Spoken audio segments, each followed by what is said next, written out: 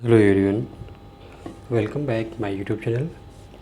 Friends, यहाँ पर हम आज आप लोगों के साथ फिर से जुड़ रहे हैं और यहाँ पर आज हमारी 4th क्लास है यूनिट फर्स्ट में, जो कि यूजीसी नेट पेपर फर्स्ट से रिलेटेड है। यूजीसी नेट पेपर फर्स्ट में 10 यूनिट है, जिसमें से जो पहला यूनिट है टीचिंग एप्टीट्यूड, जिस पे हम चर्चा कर रहे हैं। इस पे मैंने ऑलरेडी 3 वीडियो बना रखी हैं। पहली इंट्रोडक्शन की है और सेकंड और थर्ड टीचिंग एंड एजुकेशन से रिलेटेड है।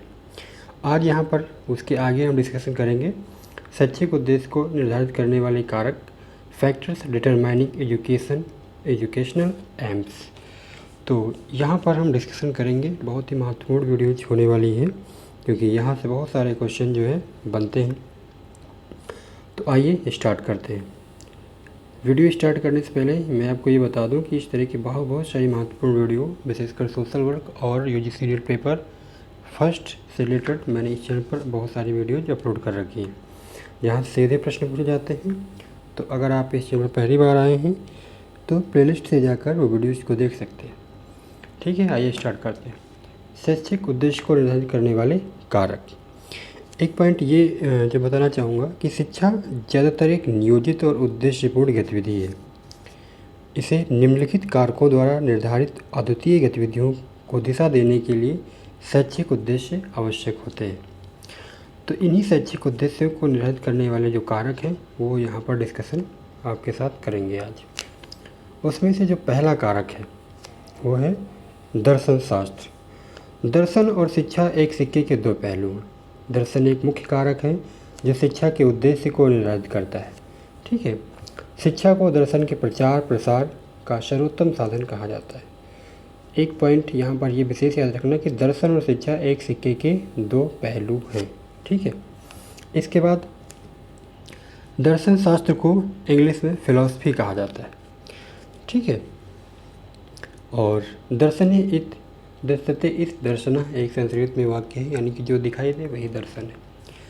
फिलहाल यहाँ पर शॉर्ट में ये समझना है कि दर्शन शास्त्र जो है शैक्षिक उद्देश्य को निर्धारित करने वाला कारक है। ठीक है, आइए आगे बात करते हैं। मानव स्वभाव यानी कि ह्यूमन नेचर। मानव स्वभाव का दर्शन के साथ निकट संबंध है। मानव स्वभाव का दर्शन के साथ निकट संबंध है। जैसे आदर्शवादी लोग मनुष्य में शिक्षा को परमात्मा के प्रकट होने का लक्ष्य मानते हैं। तो ये बहुत ही महत्वपूर्ण पॉइंट यहाँ पर जो है बताया गया है। इसके बाद जो अगला डिटरमाइनिंग फैक्टर है वो है सामाजिक सांस्कृतिक कारक और समस्याएं, यानी कि socio cultural factor and problems. Socio cultural factors and problems. शिक्षा का उद्देश्य, इसमें बताया गया है कि शिक्षा का जो उद्देश्य है वो सांस्कृतिक विकास और परंपराओं को एक पीढ़ी से दूसरी पीढ़ी तक संरक्षित ढंग से स्थानांतरित करना है। जो भी हमारी परंपराएं होती हैं, जो भी सांस्कृतिक विरासत है, उसको एक पीढ़ी से दूसरी पीढ़ी तक जो है ट्रांसफ़र करना, इस जो है बताया गया है। शिक्षा का उद्देश्य जो है बताया गया है। इसके बाद अगला जो पॉइंट है वो ये है धार्मिक कारक, यानी कि रिलीजियस फैक्टर। प्राचीन भारत में बौद्ध धर्म ने प्रचलित शिक्षा प्रणाली में धर्म के आदर्शों जैसे अहिंसा और सत्य को सम्मिलित करने पर बल दिया। तो बौद्ध धर्म का प्रभाव आज भी बहुत मायनों में है। आज भी विश्व के कई देशों में जो है बौद्ध धर्म का पालन किया जाता है। भारत में भी लद्दाख और बहुत सारे क्षेत्रों में बौद्ध धर्म के अनुयायी अभी भी हैं। और तो इसमें बताया गया है कि प्राचीन भारत में बौद्ध धर्म ने प्रचलित शिक्षा प्रणाली में धर्म के आदर्शों जैसे अहिंसा और सत्य को सम्मिलित करने पर बल दिया। गांधी जी ने भी सत्य और अहिंसा को बौद्ध धर्म से ही जो है लिया था। गांधी जी के दो प्रमुख हथियार थे ये सत्य और अहिंसा। इसके बाद हम आगे बात करेंगे राजनीतिक विचारधाराएँ, यानी कि पॉलिटिकल आइडियोलॉजीज। इसके अंतर्गत यहाँ पर बताया गया है कि एक लोकतांत्रिक राजनीतिक व्यवस्था के शैक्षिक उद्देश्य एक निरंकुश राजनीतिक व्यवस्था से काफ़ी भिन्न हो सकते हैं। बिल्कुल ही सही बात बताई गई यहाँ पर कि अगर कोई राजनीतिक व्यवस्था है और लोकतांत्रिक व्यवस्था है वो, तो उसके जो उद्देश्य हैं वो निरंकुश व्यवस्था से काफ़ी भिन्न हो सकते हैं। राजतंत्र से लोकतंत्र की जो व्यवस्था है भिन्न हो जाएगी, तानाशाही से लोकतंत्र जो है भिन्न हो जाएगा। तो यहाँ पर बहुत महत्वपूर्ण बात यहाँ पर बताई गई है। इसके बाद जो हमारा अगला बहुत ही डिटरमाइनिंग फैक्टर है वो है ज्ञान का अन्वेषण, यानी कि इंग्लिश में से कहेंगे एक्सप्लोरेशन ऑफ नॉलेज। ठीक है, इसके अंतर्गत बताया गया है कि ज्ञान अच्छे पारस्परिक संबंधों, जीवन में स्वस्थ समायोजन, व्यवहार में संशोधन, आत्म जागरूकता और सामाजिक विकास के लिए आवश्यक है। यह सौभाग्य और प्रसन्नता का भी स्रोत है। ये महत्वपूर्ण बात यहाँ पर जो है इस फैक्टर के अंतर्गत बताई गई है। अगला फैक्टर है व्यावसायिक, यानी कि वोकेशनल। इसमें बताया गया कि शिक्षा को अपने शिक्षार्थी को आजीविका कमाने के लिए तैयार करना चाहिए। बहुत ही महत्वपूर्ण बात बताई गई है कि शिक्षा ऐसी होनी चाहिए जिससे शिक्षार्थी आजीविका को भी कमा सके, उसे आर्थिक और सामाजिक दोनों कारकों में आत्मनिर्भर और कुशल बनाना जो है शिक्षा का उद्देश्य होना चाहिए। इसके बाद बताया गया है आत्म साक्षात्कार और समग्र विकास, यानी कि self actualisation and integrated development. इसके अंतर्गत बताया गया है कि शिक्षा का उद्देश्य प्रत्येक व्यक्ति को उसकी व्यक्तिगत क्षमता के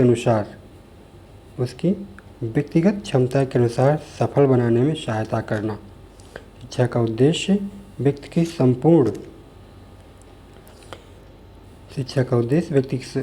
का संपूर्ण विकास करना।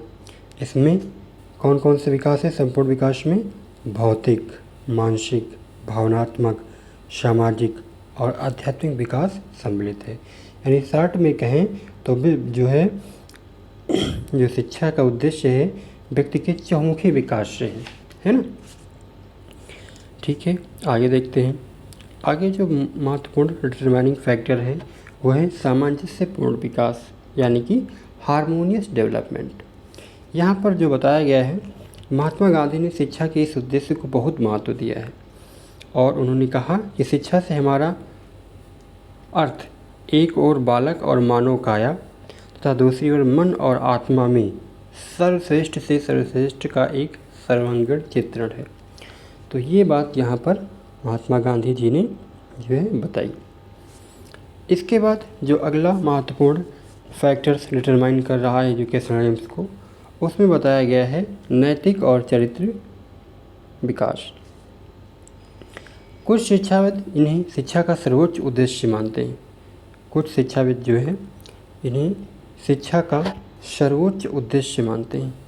हार्वर्ड स्पेंसर ने बताया कि इस बात पर विशेष बल दिया कि शिक्षा को बच्चे के नैतिक मूल्यों और गुणों जैसे कि सच्चाई, अच्छाई, पवित्रता, साहस, श्रद्धा, ईमानदारी को विकसित करने और समाज के सदस्यों के रूप में एक छात्र को समाज के प्रति अपने कर्तव्यों और कार्यों, दायित्वों के बारे में जागरूक होना चाहिए।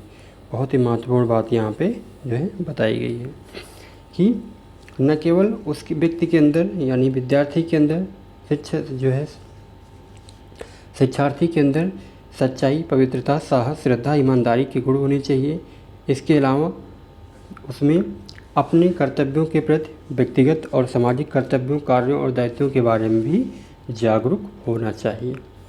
इसके बाद अगला जो महत्वपूर्ण डिटरमाइनिंग पॉइंट है वो है नागरिकता, यानी सिटीजनशिप। ठीक है, तो यहाँ पर नागरिकता की बात की गई है। भारतीय संविधान के भाग 2 में भी अनुच्छेद 5 से 11 तक नागरिकता की बात की गई है। इसके बाद हम इसमें नागरिकता में बताया गया है, क्या बताया गया है एक बार देख लेते हैं शॉर्ट में। इसमें बताया गया है कि समाज के सदस्य के रूप में एक छात्र को समाज के प्रति अपने कर्तव्यों, कार्यों और दायित्वों के बारे में जागरूक होना चाहिए। बहुत ही महत्वपूर्ण बात बताई गई है। इसके बाद जो अगला हमारा महत्वपूर्ण पॉइंट यहाँ पर है अवकाश के लिए शिक्षा। किसके लिए शिक्षा? अवकाश के लिए शिक्षा। यहाँ पर बताया गया है कि अवकाश वो समय है जिसका उपयोग आनंद और मनोरंजन के लिए किया जाता है। हमें आराम करने और ऊर्जा पुनः प्राप्त करने के लिए इसकी आवश्यकता होती है। किसकी? जो है अवकाश की। यदि अवकाश का बुद्धिमानी से प्रयोग किया जाए तो ये शारीरिक और मानसिक संतुलन को जन्म देता है। खाली समय के लाभकारी उपयोग के माध्यम से कलात्मक, नैतिक और सौंदर्य विकास को प्रेरित किया जा सकता है। तो बहुत ही महत्वपूर्ण बात यहाँ पर बताई गई है। उपरोक्त के अलावा भारतीय संदर्भ में शिक्षा के कुछ विशिष्ट उद्देश्य भी हैं। जब भारत ने स्वतंत्रता प्राप्त की तो हमारा उद्देश्य सामाजिक, आर्थिक और राजनीतिक तथा आदि आवश्यकताओं को पूरा करने के लिए शैक्षिक प्रणाली का पुनर्संरचना और पुनर्गठन की आवश्यकता थी। तो उसके लिए क्या किया गया कि भारत में शिक्षा के लक्ष्य और उद्देश्यों को निर्धारित करने के लिए विभिन्न समितियों और आयोगों की नियुक्ति समय समय पर की गई। इसके लिए मैंने एक वीडियो इस पे बना रखी है, भारत में शिक्षा का विकास कैसे हुआ। जो है ये वीडियो ऑलरेडी जो चैनल पर अपलोड है, तो आप जो है वहाँ से देख सकते हैं। तो दोस्तों आज के लिए इस क्लास में इतना ही। ये क्लास आपको कैसी लगी अपने कमेंट करके हमें ज़रूर बताएं। और अगर आप इस चैनल पर पहली बार आए हैं और वीडियोज़ पसंद आई है तो चैनल को सब्सक्राइब कर लें, अपने दोस्तों के साथ शेयर करें। और जो भी student UGC net social work की तैयारी कर रहे हैं और तो वो हमारे चैनल से जुड़ सकते हैं। यहाँ पर हम यूजीसी नेट पेपर फर्स्ट और UGC net paper second, first में जो कॉमन पेपर है सबके लिए है, सेकंड पेपर जो हमारा है उसमें हम जो है सोशल वर्क यहाँ पर पढ़ाते हैं, सोशल वर्क, जिसका कोड है 10।